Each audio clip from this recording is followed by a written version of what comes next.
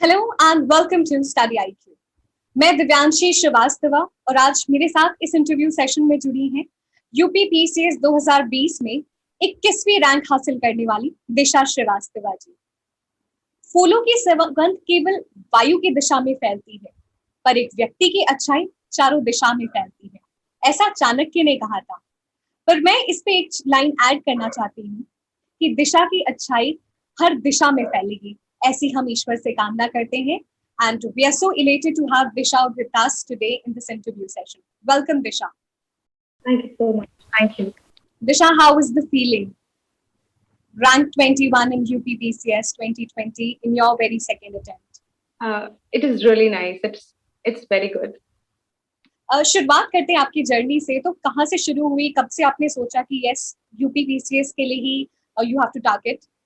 Civil services में जाने का मेरा हमेशा से मन था और बचपन से ही मेरे मामा मुझे आईएएस बेटा कह के बुलाते थे और मेरे फादर एवरीवन सिंस एकेडमिक्स में मैं अच्छा कर रही थी तो एवरीवन वाज लाइक कि आप सिविल सर्विसेज में जाएं। तो मैंने अपनी स्कूलिंग खत्म करके ग्रेजुएशन किया। उसके बाद 2017 में पास आउट होने के बाद मैंने अपनी तैयारी स्टार्ट की घर पे आके खुद से। तो फिर उसके बाद मैंने सिविल सर्विसेज टारगेट करने को सोचा, तो यूपीएससी यूपीपीसीएस दोनों मेरा टारगेट था, तो here I am now.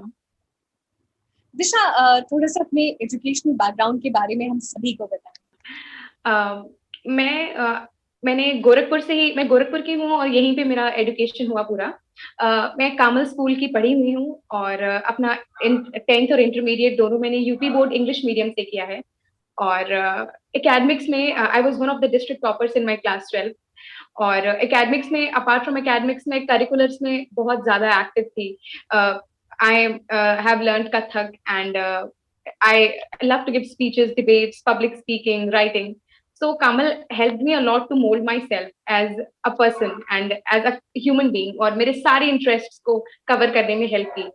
Later मैंने कोई gap नहीं लिया and I just took a college after my school and I did my graduation from my state university and वहाँ पे I was my university topper in civil engineering and after that I started preparation of UPSC and UPPCS. I'm sure जिस तरीके से आपने बताया कि different qualities have helped you to really grow in your personality और वो वाकई झलक रहा है and you are shining right now. Thank you.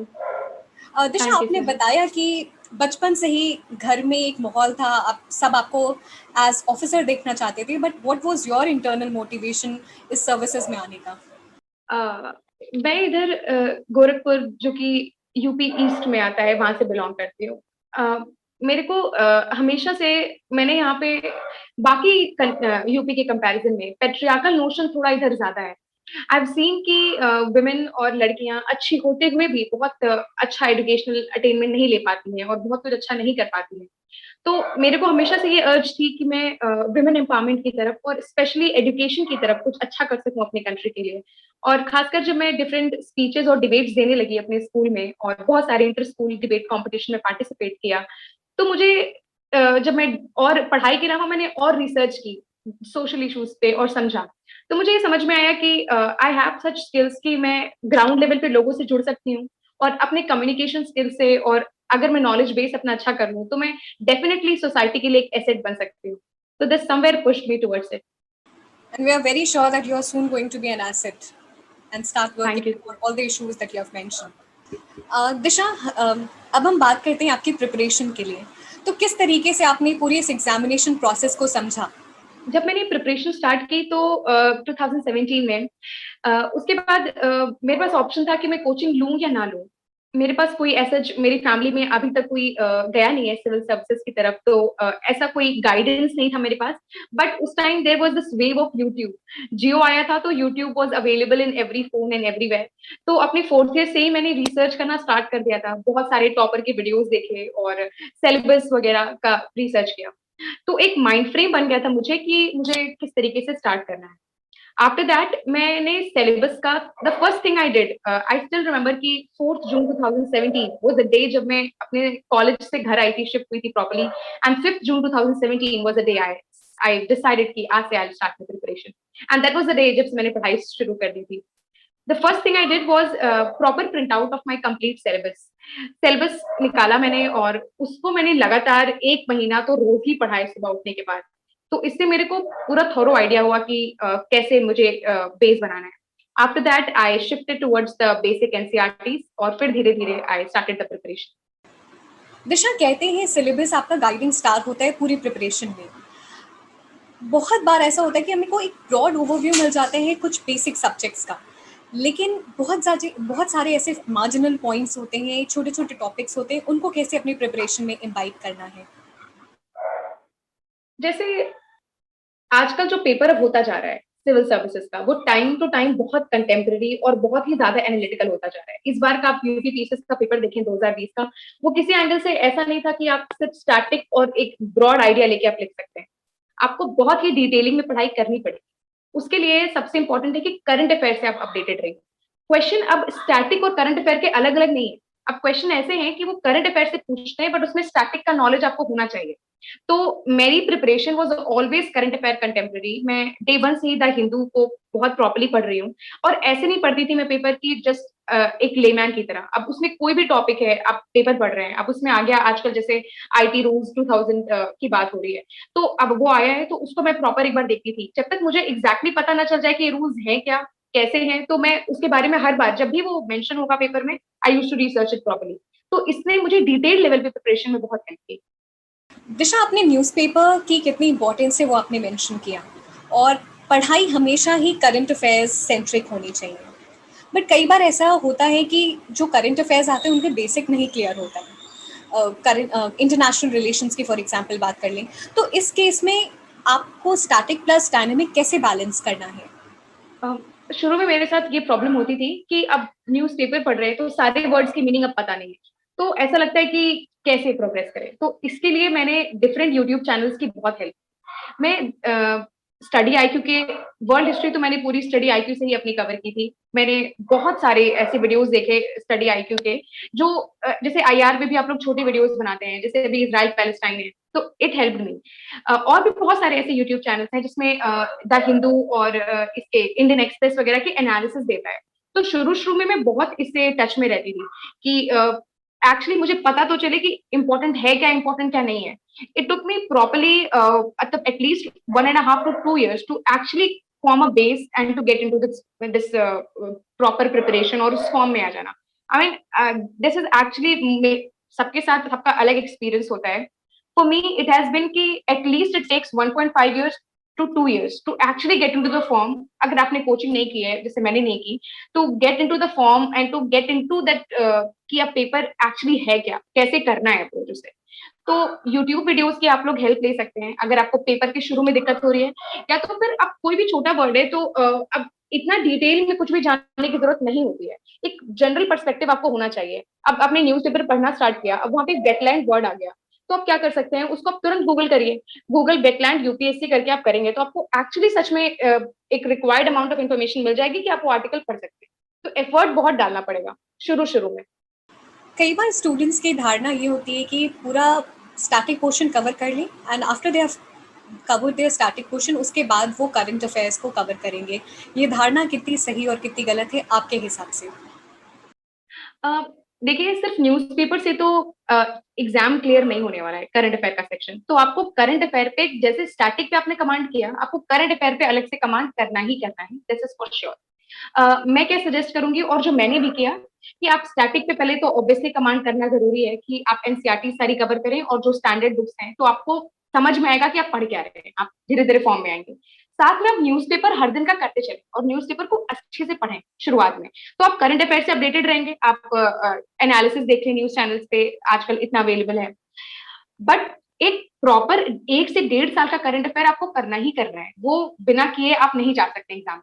तो आप एक बार स्टैटिक पूरा कर लें और फिर एग्जाम में जैसे आपका 1 साल बचा है अब, या फिर 6 महीने बचे हैं, तो आप 1 1.5 साल का करंट अफेयर उठाइए, कोई भी एक सोर्स लीजिए कहीं से भी, और उसको मल्टीपल रिविजन करिए। तो ऑब्वियसली आपको करंट अफेयर पे अलग से ध्यान देना है, आप वो स्टैटिक के बाद भी दे सकते हैं। बट स्टैटिक और करंट अफेयर के लिंक के लिए जब आप स्टैटिक पढ़ रहे हैं तो आपको न्यूज़पेपर पढ़ना जरूरी है। आपको समझ में आएगा कि वो, अगर आपने इंडस वैली सिविलाइजेशन के बारे में पढ़ा तो आपको समझ में आएगा कि अच्छा, भी न्यूज में आता है कि इंडस वैली सिविलाइजेशन में डेयरी प्रोडक्ट्स भी बनते थे, तो फिर यू कैन इजिली कनेक्ट, और this will actually help you to समझ में कि एक लिंक करके चलेंगे, फिर इसको आप एज एग्जाम्पल यूज कर सकते हैं, as a case study use कर सकते हैं। दिशा, आपने ये तो बताया कि किस तरीके से स्टैटिक और डायनेमिक को बैलेंस करना है। करंट अफेयर्स एक बहुत ही ट्रिकी बात रहता है, तो क्या रिसोर्सेज आपने फॉलो किए थे, because you have done your entire preparation self study से? करंट अफेयर के लिए मैंने सिर्फ न्यूज़पेपर रोज पढ़ा। शुरुआत में मैंने सारे एक दो एनालिसिस देखती थी मैं, ताकि फिर मैं टच में आ जाऊं, फिर मेरे को फ्लो आ गया जब करंट अफेयर्स में, तो मुझे फिर उतनी दिक्कत नहीं हुई। दूसरा, मैंने एक विजन का करंट अफेयर मंथली मैगजीन आता है, उसको मैं लगातार पिछले 3 साल से पढ़ रही हूँ, जब से मैंने तैयारी शुरू की है। मैंने कोई और करंट अफेयर का सोर्स नहीं कभी कंसल्ट किया। उसको मैं बहुत बहुत मल्टीपल रिविजन किए मैंने उसके, और रेगुलरली हर मंथ के बाद पढ़ती थी, फिर उसके बाद रिपीट करती रहती थी, तो इससे मेरे को करंट अफेयर पे बहुत होल्ड हो गया। प्रीलिम्स में क्या बातों का ध्यान रखना है, क्योंकि अब यूपी पीसीएस में प्रीलिम्स का बहुत इंपॉर्टेंस हो गया है। प्रीलिम्स एक्चुअली डिसाइड कि किस पोस्ट के लिए आप मेंस लिखेंगे। प्रीलिम्स बहुत लोग बहुत हल्के में लेते हैं, but let me tell you कि प्रीलिम्स मेरे लिए तो हमेशा से वन ऑफ द ट्रिकेस्ट वो रहा, स्टेज रहा।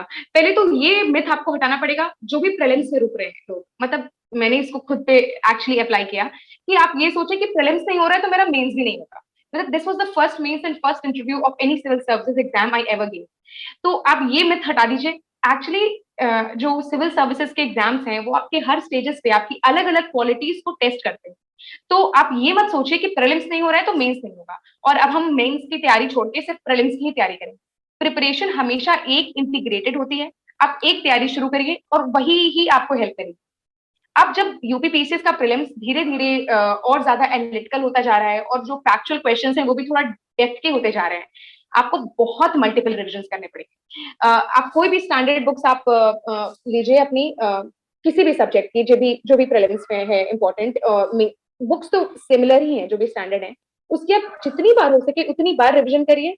और उसका दूसरा इंपॉर्टेंट फैक्टर, करंट अफेयर्स के मल्टीपल रिविजन कीजिए। और at the end of the day, mock test, I think this is the key, जो आपको एक्चुअली बताता है कि आप पेपर में जाके लिखेंगे कैसे, जाके आप पेपर में मार्क करेंगे कैसे। तो अब आप वो मॉक जितनी भी हो सके, मतलब मैंने जो 2 से 3 एमसीक्यूज का सेट लगाया था डिफरेंट इंस्टीट्यूशंस के, आप उसको लगाइए। उसके बाद उसमें भी सबसे इंपॉर्टेंट है कि लगाने के बाद आप उसको रिवाइज कैसे करते हैं। मतलब जब मैं पहली बार पेपर दिया था, तो मुझे पता है, मतलब मेरे को लगा था कि मैंने लगा लिया है, अब चलो हो गया, और मैंने उसको रिवाइज अच्छे से नहीं किया था सोल्यूशन। आप सोल्यूशन को भी रिवाइज कीजिए। वही क्वेश्चन नहीं आएगा एमसीक्यू का आपके एग्जाम में, लेकिन उसके सोल्यूशन से कुछ आ सकता है, तो आप उसको लगाइए। मतलब आप अपने कभी भी लगाना स्टार्ट कर सकते हैं, आपके अपने हिसाब से आप डिसाइड कीजिए। कुछ लोग शुरू से लगाने लगते हैं, कुछ लोग 2-3 महीने पहले जब एग्जाम पास रहता है तो लगाते हैं, तो आप उस हिसाब से इसको मैनेज कर सकते हैं। लेकिन स्टैटिक के मल्टीपल रिविजन, करंट अफेयर्स के मल्टीपल रिविजन, और उसके बाद एमसीक्यूज और उसका revision, I think these 3 are the key. और एक एडिशनल चीज मैं बोलना चाहूंगी प्रीलिम्स के लिए, कि जब आप पेपर देने जाइए, एकदम कूल और काम माइंडसेट से, विदाउट एनी एक्सपेक्टेशंस कि आपको कितना नंबर लाना है, आपको इतना अटेम्प्ट करना है, या ये ऐसा कुछ भी नहीं। एकदम कूल और काम माइंडसेट से जाइए, और हाँ, मैक्सिमम क्वेश्चन अटेम्प्ट करने की कोशिश कीजिए। कुछ लोगों की एक्यूरेसी बहुत हाई होती है, कि वो लोग मतलब 70 क्वेश्चन करके आए तो 70 के 70 सही है, but on an average student, जैसे मेरे साथ होता था, आप ज्यादा क्वेश्चन अटेम्प्ट करने की कोशिश कीजिए, ये हमेशा हेल्प करता है। लेकिन कोई एक्सपेक्टेशन नहीं कि मतलब मुझे निकालना ही है या कुछ भी करना है, एकदम कूल माइंडसेट से जाइए पेपर देने। बिल्कुल, आप जब एग्जामिनेशन देने जा रहे हैं तो कूल रहिए, क्योंकि that will only help you to give your best shot. Exactly. Disha, आपने प्रीलिम्स के लिए तो कुछ की पॉइंट्स बताया, अब हम चाहते हैं मेंस की प्रिपरेशन का आप अपनी एक्सपीरियंस एक ओवरव्यू दें कि कैसे प्रिपरेशन करनी है, जीएस वाइज कैसे सब्जेक्ट्स की बांटना है। जब हम लोग तैयारी शुरू करते हैं और जब सिलेबस निकालते हैं, तो प्रीलिम्स का तो ऐसा कुछ खास सिलेबस दिया नहीं है। जो सिलेबस है वो हमारा मेंस का ही है। कुछ लोगों में मिथ होता है कि ये सिविल सर्विसेज के जो पेपर्स होते हैं, इसमें एवरीथिंग अंडर द सन आता है और समथिंग। ऐसा कुछ नहीं है। आप प्लीज सिलेबस देखिए, और उसको उसके हिसाब से आप पढ़ाई करेंगे तो you will get to know. Previous years questions देखिए तो आपको समझ में आएगा कि ऐसा नहीं है कि कुछ भी पूछ रहे हैं।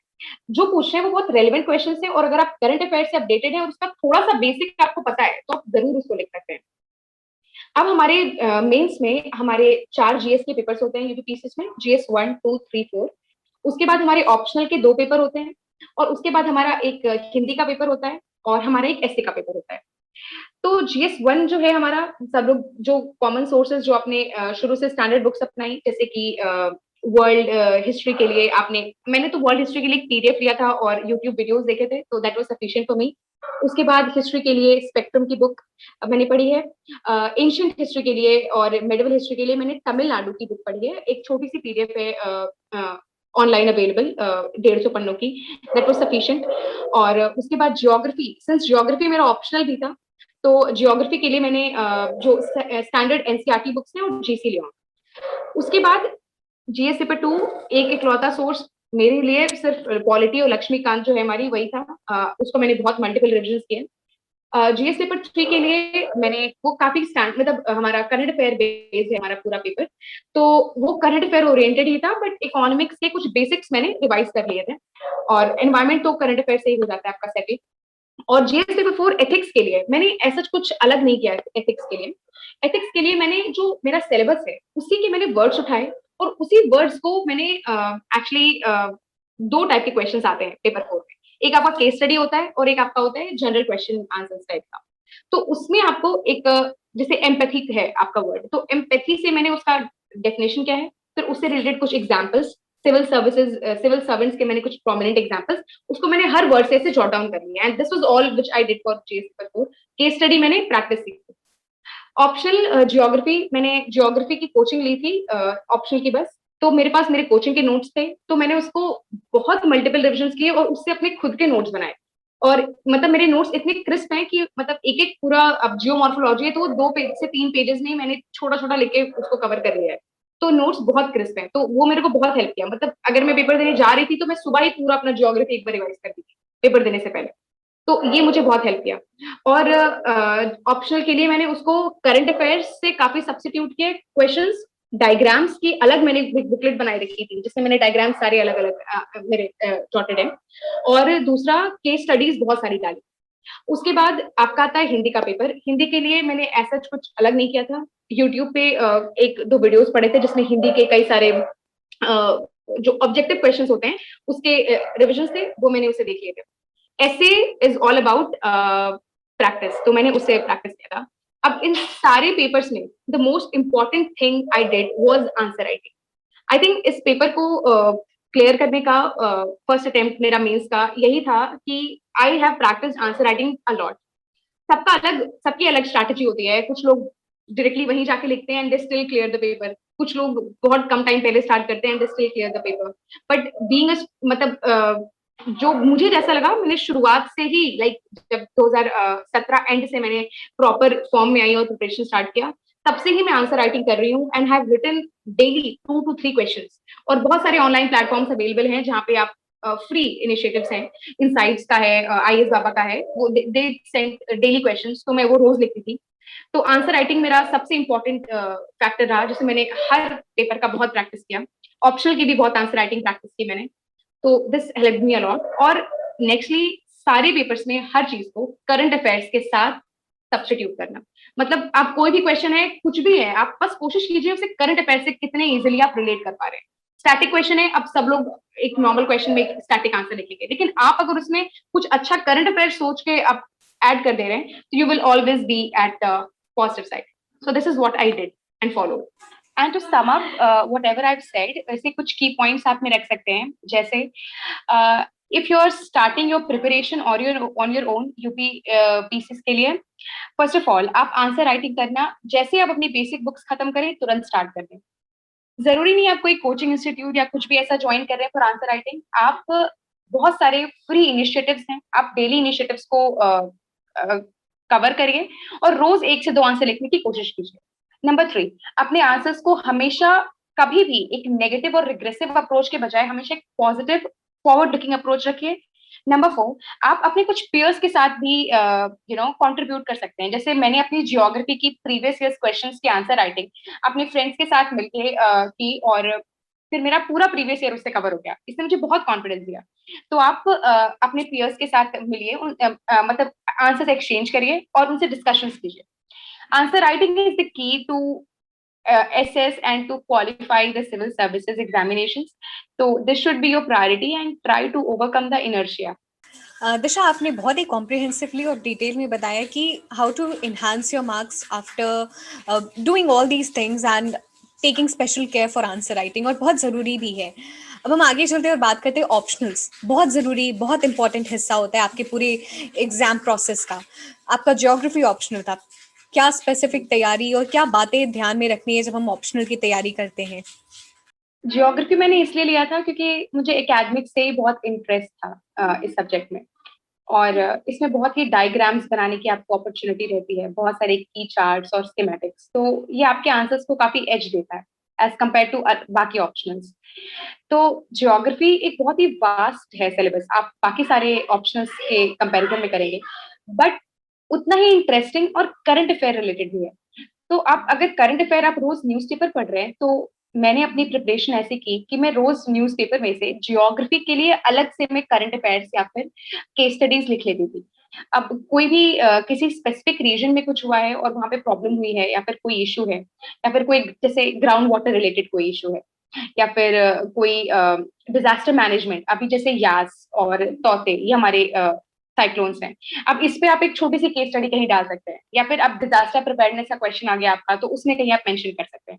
तो ये आपके आंसर को डायनेमिक बनाता है। तो ज्योग्राफी को मैंने रादर देन एक स्टैटिक सब्जेक्ट के पढ़ने के बजाय मैंने उसको बहुत ही कंटेम्प, इस बार भी मैंने पेपर में बहुत सारी केस स्टडीज, बहुत सारे अभी रेलेवेंट डायग्राम्स, पाई चार्ट्स, ये सब कुछ बहुत यूज किए। और ये तो ऊपर हो गया, मतलब ये तो ऑब्वियसली सेकेंडरी है। द मोस्ट इंपॉर्टेंट आपका बेस कैसे बनाते हैं आप, तो for that I had my coaching notes. मैंने उसके बहुत मल्टीपल रिविजन किए, और मैंने कुछ उसके बाद सारे प्रीवियस ईयर क्वेश्चंस की राइटिंग की। मैंने मेरे कोचिंग के नोट्स का मल्टीपल रिविजन किया, और जो रिक्वायर्ड कुछ टॉपिक्स जो थे मैंने उसके नोट्स मार्केट से अवेल किए, और उसके खुद के नोट्स बनाए।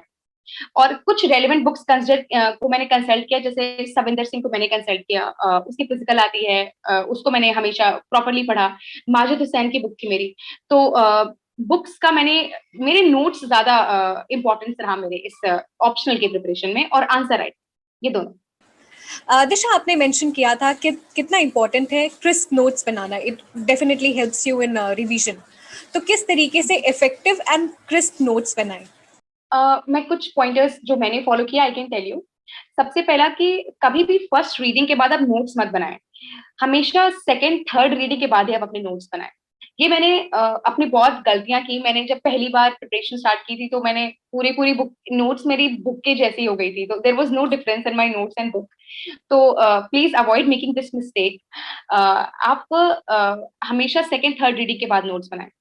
This is general, but optional के लिए तो मैं कहूंगी कि आप जब तक एकदम श्योर नहीं हो जाएं कि आपको वो पूरा जियोमॉर्फोलॉजी का हर एक कॉन्सेप्ट समझ में नहीं आ गया है, हर एक चीज आपको एकदम अच्छे से नहीं आ गई है, आप अपने खुद के नोट्स मत बनाइए। उसके लिए आप टाइम दीजिए, और मतलब मैंने तो 10-12 रीडिंग के बाद ही अपने ऑप्शनल के जो मेरे नोट्स थे,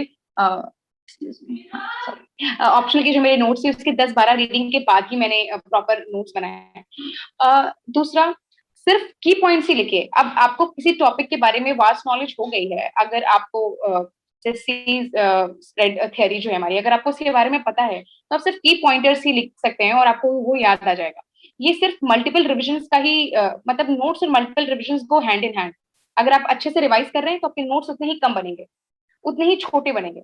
और कोशिश करिए जितने छोटे हो सके नोट्स उतने इंपॉर्टेंट हों, उतने अच्छे हों, क्योंकि एग्जाम देने जा रहे हैं तो आप सुबह वो सारे पॉइंटर्स एक बार देख लें, आपको पूरा आपका सिलेबस, पूरा एग्जाम एक बार रिवाइज हो जाएगा। तो आप एग्जाम को ध्यान में रखते हुए नोट्स बनाइए। और अगर आपके ऐसे आप की पॉइंटर्स में लिखे रहेंगे छोटे छोटे पॉइंट्स में, तो ये आपको पेपर पूरा करने में भी हेल्प करे, क्योंकि हम कई लोगों का ये इशू है कि वो लोग पेपर पूरा ही नहीं कर पाते हैं, विच इज अ प्रॉब्लम। आपको बहुत ध्यान देना है कि अगर 20 क्वेश्चंस हैं तो यू फिनिश दोस 20 क्वेश्चंस, भले ही आप 2-4 लाइन ही लिखें किसी क्वेश्चन में, बट आप पेपर पूरा करें। तो अगर आप पॉइंटर्स के फॉर्म में नोट्स बनाए होंगे और आप देख रहे हैं आपके पास 5 मिनट बचे हैं और आपके 3 क्वेश्चन बचे हैं, तो आप ज्यादा डिटेल में जाने के बजाय सिर्फ वो पॉइंटर्स पॉइंटर्स लेके आ जाएंगे समवेयर, तो वो आपको एज देगा, और इससे डेफिनेटली आप उस क्वेश्चन में मार्क्स गेन करेंगे। तो मैंने बहुत नोट्स मेकिंग नहीं करी है कोई, बट मैंने जो भी चीजों की नोट्स मेकिंग करी है वो बहुत ही क्रिस्प करी है। ऑप्शनल की है जैसे, और कुछ अपने प्रीलिम्स के लिए एंशिएंट और मेडिवल हिस्ट्री की है। तो वो आप ध्यान में रख सकते हैं। दिशा, आपने एक कॉम्प्रिहेंसिव ओवरव्यू दिया अपने प्रीलिम्स और मेंस की प्रिपरेशन का। अब हम आगे चलते हैं और बात करते हैं इंटरव्यू की। तो इंटरव्यू के लिए क्या स्पेशल प्रिपरेशन ज़रूरी है? ये मेरा पहला इंटरव्यू था मेरी पूरी लाइफ का। इसके पहले मैंने कभी कोई इंटरव्यू दिया ही नहीं था। कॉलेज के बाद भी मैं कैंपस प्लेसमेंट्स के लिए बैठी नहीं थी। अ, मेरे मेंस के रिजल्ट जब आया और मेरे इंटरव्यू में there was only a difference of 12 days. I did not have a lot of time. तो मैंने सबसे पहले अपने उन दोस्तों की हेल्प ली जो ऑलरेडी दे चुके थे किसी सिविल सर्विसेज का इंटरव्यू, चाहे वो किसी स्टेट पीसीएस का दिया हो या फिर यूपीएससी का दिया हो। वो ऑलरेडी इंटरव्यू दे चुके थे, तो मैंने उनकी बहुत हेल्प ली। दूसरा, सिंस कोविड की वजह से बहुत सारे मॉक इंटरव्यूज भी अवेलेबल नहीं थे, तो दो ऑफलाइन मॉक इंटरव्यू अवेलेबल थे, मैंने वो दिए। मैंने अपने फ्रेंड्स के साथ मिलके अपना हर ऑल्टरनेट डे एक खुद का 15 मिनट का इंटरव्यू सेशन रखा था। हम लोग जूम पर ही करते थे। तो वो मुझे एक ओवरव्यू देते थे कि क्या वर्स्ट टू वर्स्ट सिनेरियो हो सकता है, क्या कैसा हो सकता है, कैसी चीजें आ सकती हैं, पूछी जा सकती हैं। तो वहां से मेरा एक रेगुलर प्रिपरेशन होता था। दूसरा, जो ऑफलाइन मॉक्स मैंने ज्वाइन किए उससे भी मुझे काफी हेल्प मिली। उन लोगों ने जो भी मेरे प्रॉब्लम्स बताए, जैसे कभी कभी जब मैं इंग्लिश बोलती थी तो मेरी स्पीड बहुत तेज हो जाती थी। And actually this is an issue which I realise later, because the rate of your speaking can not be the major of your knowledge. तो इसमें मैंने काफी काम किया। But you do not need not to worry about it ज्यादा, क्योंकि वहां पर आपको कोई लैंग्वेज बैरियर नहीं है। वहां पे आपको हिंदी इंग्लिश किसी इंटरव्यू मेन डे आपको हिंदी इंग्लिश किसी में भी पूछ सकते हैं। दूसरा, कि पोस्चर मेकिंग आपका कैसा है और आपका अपीयरेंस कैसा है, ये सब कुछ बहुत मैटर करता है। तो ये सब मैंने हर दिन, उस 12 दिन में मैंने हर दिन ही एक अपने फ्रेंड को या फिर एक ऑफलाइन मॉक इंटरव्यू दिया। And this is somehow I prepared. Nextly, current affairs मैंने 6 महीने का प्रॉपरली रिवाइज कर लिया था। अपनी जो मेरा सोर्स था उससे ही प्रॉपरली बार बार रिवाइज किया करंट अफेयर उससे। और अगला, यूपी से रिलेटेड कुछ फैक्ट्स, एक यूपी समग्र करके बुक आती है। और यूपी गवर्नमेंट की वेबसाइट और गोरखपुर डिस्ट्रिक्ट की भी जो वेबसाइट थी ऑफिशियल, वहां जाके मैंने इसके बारे में प्रॉपर स्टडी की। फिर मेरे ग्रेजुएशन के भी सब्जेक्ट था, उसकी भी मैंने प्रॉपर अपने फ्रेंड से जो आईईएस या फिर किसी इंजीनियरिंग सर्विसेज के लिए अपेयर हो रहे हैं, मैंने उनसे हेल्प ली। और अपने ऑप्शनल की अपने ग्रेजुएशन की प्रिपरेशन मैंने वहां से देखी। तो 12 दिन में जितना हो पाया मैंने उतना इससे किया। But at the end of the day ये सब कुछ भी उतना मैटर नहीं करता है, क्योंकि interview is the test of your personality. आप ये 12 दिन में अपनी पर्सनैलिटी को पूरा रिफ्रेम नहीं कर सकते हैं। It's all what you have developed whole in your journey of your preparation. तो वो ही उसमें ही रिफ्लेक्ट होता है। और मैंने जितनी प्रिपरेशन की थी उससे एक भी क्वेश्चन नहीं आया मेरे इंटरव्यू में। In fact I was the first candidate of the day जो इंटरव्यू के लिए अपियर हुई थी। और जनरली ये स्टेट पीसीएस के जो इंटरव्यूज होते हैं वो आपके अराउंड 20 मिनट्स तक चलते हैं। My interview went for around 40 to 45 minutes. I was the first candidate और मेरा इंटरव्यू मुझे लगा था बिल्कुल अच्छा नहीं हुआ है। बहुत ही, I did not even click a picture on this on that day, क्योंकि I was like very nervous कि मुझे लगा था कि बिल्कुल अच्छा नहीं हुआ है। They asked me 20 to 25 questions from my graduation, which I was not at all prepared. क्योंकि वो कुछ क्वेश्चंस जो थ्योरेटिकल थे, they were asking, I could answer them. जैसे बीम और कॉलम में डिफरेंस क्या है, I am being a civil engineer. फिर उसके बाद अगर आप एज अ डिप्यूटी कलेक्टर बैठे हैं और आपको एक सरिया सरिया आती है, तो आपको तुरंत ऑन स्पॉट बताना है कि ये सरिया अच्छी है, यूज करने लायक है या नहीं है। तो ये सारे मैं आंसर दे पा रही थी, लेकिन कुछ बहुत ही टेक्निकल क्वेश्चंस जो जब तक आपने एक्सपीरियंस ना किए हों, उसका आंसर मैं नहीं दे पा रही थी। तो आई सिंपली सेड कि sorry sir I don't know, या फिर sorry sir I can not recall. तो मैं बार बार ये बोली थी। एंड आई गेस 10 क्वेश्चंस का तो लगातार मैंने यही बोला था, sorry sir I don't know. और एक और इंसिडेंट हुआ था। एज आई एंटर्ड, उन्होंने मुझसे पूछा कि आप पानी लीजिए। तो आई सेड कि sorry sir I don't want. बोले नहीं, आप बहुत थक गए होंगे, you should take the water. ठीक है सर, मैंने लिया और मैंने कोस्टर से दोबारा ग्लास को ढक दिया। और उसके बाद देन ही वाज लाइक कि why did you do this, आपने क्यों किया, आपको पता है आपने ढक दिया, इसका मतलब ग्लास जूठा नहीं है। तो मैं बिगनिंग से ही बहुत प्रेशर में आ गई थी, जाने के बाद से ही। तो बहुत ज्यादा मुझे ग्रिल कर रहे थे और शुरू से अंत तक बहुत प्रेशर में रखा था। ग्रेजुएशन के अलावा उन्होंने मुझसे और भी बहुत क्वेश्चंस पूछे थे, जैसे कि करंट अफेयर्स। तो वो क्लाइमेट चेंज, वो सारे हैंडल हो गए थे। Climate change, green house gases, NDCs, फिर एक पैनलिस्ट ने मुझसे मेरी सारी से बहुत सारे क्वेश्चंस पूछे कि आपकी सारी है वो स्मॉल वीवर्स ने बनाई है, तो अब आप स्मॉल स्केल इंडस्ट्रीज की प्रॉब्लम बताइए, स्मॉल स्केल इंडस्ट्रीज में और क्या क्या इश्यूज हैं, उनको बढ़ाने के लिए क्या आप करेंगी, सोशल मीडिया का क्या रोल है स्मॉल स्केल इंडस्ट्रीज को और आगे ले जाने में। फिर एक सर ने मेरे जियोग्राफी ऑप्शनल से काफी क्वेश्चंस पूछे मुझसे, तो बाकी सारे पैनलिस्ट के हैंडल हो गए थे, बट ग्रेजुएशन वाला मेरा थोड़ा वीक क्वेश्चन हो गया था। आई वुड सजेस्ट सभी को कि आप प्लीज अगर कोई भी इंटरव्यू देने जा रहे हैं तो प्लीज ग्रेजुएशन को थोड़ा कॉम्प्रिहेंसिवली पढ़िए, आजकल काफी क्वेश्चन पूछ रहे हैं, काफी डीप में था। बट एट द एंड जब रिजल्ट आया तो मुझे ये रियलाइज हुआ कि उन्हें ऐसा नहीं चाहिए कोई कि जिन्हें सारे क्वेश्चन के आंसर्स पता हों, बट अगर आपको नहीं पता है तो how do you handle the stress. क्योंकि 10 क्वेश्चन का लगातार आंसर देने के बाद भी आई मैं सोच के गई थी इस माइंडसेट से कि नहीं भी आएगा तो I will be like I will smile till the end of my interview. ये मैं सोच के गई थी, तो आई वाज स्माइलिंग, और जब मैं निकल रही थी तो उन्होंने कहा भी कि आप बहुत प्रसन्न रहती हैं, आप खुश रहेंगे, जाइए। तो आई थॉट कि this is what they require, कि you smile and handle the stress very positively, do not get anxious angry, और जो नहीं आता है उसका साफ मना कर दीजिए। मेरे साथ ये भी प्रॉब्लम थी, पहले मैं beat around the bush I was doing this, क्योंकि मैं मेंस लेके आई थी जस्ट, तो मैं आंसर कभी टू द पॉइंट देने के बजाय इंट्रोडक्शन, बॉडी और कंक्लूजन के फॉर्म में देती थी। तो इसमें मैंने काफी काम किया था। तो जो नहीं आता था उसको सीधे मना कर दीजिए, उन्हें ब्लफ मत कीजिए, वो वहां बहुत एक्सपीरियंस्ड बैठे हैं, वो मतलब I don't think so they will handle any kind of bluffing there. तो आप सीधा उन्हें जवाब दीजिए और जो नहीं आता है उसको मना कर दीजिए और हंसते रहिए, स्माइल करते रहिए at the end. Disha, we are very please to hear about your interview experience, और मुझे लगता है यहाँ पे सभी लोग को बहुत सारी टिप्स एंड सजेशंस मिले होंगे कि किस तरीके से अपने आप को प्रेजेंट करना है। And even if you feel nervous, अगर किसी चीज़ का आंसर नहीं आ रहा है तो उसको भी कितने अच्छे से उसे हैंडल करना है, दिशा आई गेस आपने बहुत अच्छे से बताया। Disha, how has StudyIQ helped you in your preparations? मेरा स्टडी आईक्यू ने बहुत इनिशियल किक दिया था मुझे प्रिपरेशन में। कोई भी करंट अफेयर के टॉपिक्स जो छोटे होते हैं और जो बहुत ही कॉम्प्रिहेंसिवली कम टाइम में कवर करके मुझे मिल जाते थे।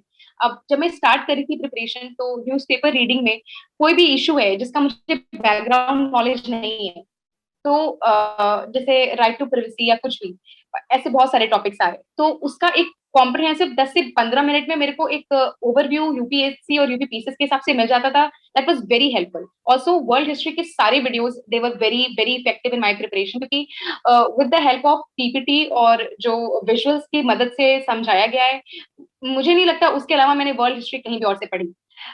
ऑल्सो अब करंट अफेयर्स के लिए आई वुड हाईली रिकमेंड कि आप हमेशा इस चैनल को कंसल्ट कर सकते हैं किसी भी टॉपिक से रिलेटेड। साथ ही साथ जो बजट और इकोनॉमिक सर्वे के वीडियोस आते हैं, they were also very helpful for my prelims. Disha, we are very pleased, और हमें बहुत खुशी है कि हम आपके सक्सेस स्टोरी का हिस्सा बन सके। So thank you to you Disha. Disha, आप कुछ टिप्स एंड सजेशंस देना चाहती हैं सभी एस्पिरेंट्स को जो यूपीपीसीएस की तैयारी कर रहे हैं, और किस तरीके से फोकस्ड रहना है, because we know it's a challenging times for all of us. सबसे इम्पोर्टेंट सजेशन तो मैं यही दूंगी कि आप पहले प्रॉपर्ली अपना माइंड फ्रेम कर लें कि आप क्यों आ रहे हैं सिविल सर्विसेज की तरफ, क्योंकि ये जर्नी बहुत लंबी है। कोई फर्स्ट अटेम्प्ट में क्लियर कर लेता है, कोई फिफ्थ में करता है, कोई सिक्स्थ में करता है, या फिर किसी को और भी टाइम लग जाता है। तो ऑल आई से कि एक बहुत ही फर्म माइंडसेट के साथ आए कि आपको सिविल सर्विसेज में आना क्यों है। You should have a strong reason towards it, ताकि आप डाइवर्ट ना हो। दूसरा, आप बहुत ही कॉन्सेंट्रेटेड सोर्सेज रखें। ऐसा नहीं कि आपको जो मिल रहा है आप वो पढ़ रहे हैं। मैंने ये गलतियां अपनी प्रिपरेशन की शुरुआत में करी हैं, तो आई वुड सजेस्ट कि आप ये रिपीट ना करें। ज्यादा से ज्यादा सोर्सेज को कम बार पढ़ने के बजाय कम से कम सोर्सेज को ज्यादा बार पढ़ना अच्छा है। तो आप वो सोर्सेज को बहुत ही मल्टीपल रिविजन्स के साथ देखें। नेक्स्टली, प्रिपरेशन के टाइम में आप पढ़ाई के साथ कुछ अच्छी और मोटिवेटिंग आदतें अपने अंदर इनकलकेट कर सकते हैं। जैसे I have always been very active in curriculars, तो मैं बहुत मोटिवेटेड रहती थी इस वजह से, क्योंकि कभी भी मैं डिमोटिवेट होती थी या परेशान होती थी प्रिपरेशन में, तो मैं हमेशा याद करती थी कि I have done something good और मैं अच्छा और कर सकती हूँ आगे। तो this kept me going. Also, I started a very good habit of meditation. which has been a boon for me. Yoga and meditation is a very important part of my journey, and meditation gave me a very new perspective of looking toward things, and emotional intelligence actually develop करने में help करी. आप कोई भी और एक quality या फिर एक हैबिट अपने साथ रख सकते हैं, be it dancing, running, yoga, meditation, anything. Nextly family का सपोर्ट बहुत इंपॉर्टेंट है. कितना भी हम लोग कहें कि खुद का डिसीजन होता है और मतलब उतना नहीं फर्क पड़ना चाहिए लोगों से, बट अगर आपकी फैमिली आपके सपोर्ट में नहीं है तो प्लीज ये आपको बहुत ही हैम्पर करेगा प्रिपरेशन और माइंडसेट, क्योंकि ये एक दिन की या 4 महीने की तैयारी नहीं है. आपको 1 साल पूरा मिनिमम, कम से कम 1 से 1.5 साल फोकस रहना है. तो आई वुड हाईली सजेस्ट कि आप अपनी फैमिली के साथ अच्छे टर्म्स पे रहें, उनसे अपनी अपडेट देते रहें, उनसे बात करते रहें, वो आपके सपोर्ट रखें. एज वेल एज पेरेंट्स भी बच्चों को प्रेशराइज करने के बजाय, जिनके यहाँ जैसे मेरे घर से कोई एडमिनिस्ट्रेशन में था नहीं, तो मेरे घर में लोग एंग्शियस हो जाते थे हर 1 साल बाद, अच्छा नहीं हुआ तो क्या हो रहा है, क्यों नहीं हो रहा है, तो फिर वो बहुत ही नेगेटिवली इम्पैक्ट करता है. तो प्लीज बी सपोर्टिव. ये लंबी जर्नी है, इसमें टाइम लगता है. अगर आप ये देखें कि आपका जो घर का एस्पायरेंट है वो सही डायरेक्शन में काम कर रहा है, तो प्लीज आप उसे रश ना करें, आप प्रॉपर टाइम लेके आए. और नेक्स्टली जो सबसे इंपॉर्टेंट सजेशन है, कभी भी टाइम बेस्ड पढ़ने के बजाय हमेशा टारगेट बेस्ड पढ़ें. कभी ऐसे जब मैंने पहले पढ़ाई शुरू की थी तो मुझे था कि मुझे 18 घंटे पढ़ना ही है या 15 घंटे पढ़ना ही है. इससे कुछ फायदा नहीं होता है. आप ये सोचें कि मुझे एक दिन में इतना पूरा कर ही लेना है. That should be your approach. ये नहीं कि ये अटेम्प्ट में कर ही लेना है, ये अटेम्प्ट ही सब कुछ है, इस अटेम्प्ट में क्लियर कर लेना है, वो चीज नहीं, बल्कि कि इस अटेम्प्ट में मैं अपना बेस्ट दूंगी या दूंगा. होगा नहीं होगा, that is not in our hands. हम अपना बेस्ट दे सकते हैं, वो हमारे हाथ में. और अगला जो बहुत ही अभी ग्रेजुएशन नहीं किया है, जिन्होंने अपने कॉलेज में है, अपने स्कूल में है, मैं उन्हें ये बोलूंगी कि please be active everywhere. Just not सिर्फ अगर आपको इंटरेस्ट है आपकी हॉबीज में, तो प्लीज अपनी हॉबीज को do not let it go. It's not, I mean, आप जब किसी एक स्टेज पे पहुंचते हैं तो आपको समझ में आता है कि this which will help you become a better person and keeps you going. तो अपनी हॉबीज को साइड बाय साइड परस्यू करते रहें. एक बैलेंस मेंटेन करना बहुत जरूरी है अपने पढ़ाई के बीच में और अपने करिकुलर और हॉबीज के बीच में. I have been doing it since my school times, तो this has helped me a lot. अगर आप कहीं भी किसी भी फील्ड में एक सक्सेस गेन किए हैं आपने, तो वो आपको जरूर इम्पैक्ट करेगा आपकी दूसरे फील्ड ऑफ वर्क में. तो अपनी हॉबीज को साथ में, जो बच्चे हैं मैं उन्हें यही बोलूंगी कंटिन्यू करें. और प्रिपरेशन आप कॉलेज टाइम से स्टार्ट करें, अपने 3rd ईयर 2nd ईयर से, कभी भी वो बेटर रहेगा. माइंडसेट रखिए अपना. कंपटीशन बहुत ज्यादा है, but nothing is impossible. You can definitely do it, and just have a positive mindset and keep smiling. This will help you always. Disha, आपने बहुत अच्छी बात कही और हम भी यही कहते हैं सबको कि कीप स्माइलिंग. जैसे Disha has a very positive approach throughout हर प्रिपरेशन. उन्हें पता था कि उन्हें किस दिशा में जाना है, and she made it. Thank you so much Disha for sharing your experience. हमें बहुत खुशी है कि आप हमारे साथ जुड़ी, अपना एक्सपीरियंस, अपनी जर्नी, और मुझे पूरा विश्वास है कि you have guided lot of students through your experiences. Thank you, and we wish you all the very best. Thank you so much.